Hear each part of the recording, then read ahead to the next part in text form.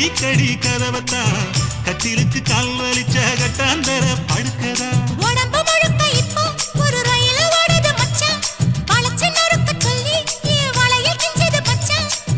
அடடா அல்வா துண்டு இடுப்பு ஓங்கிடுப்பு அழகா பத்தி கிச்சி நெருப்பு தூள் கிடப்பு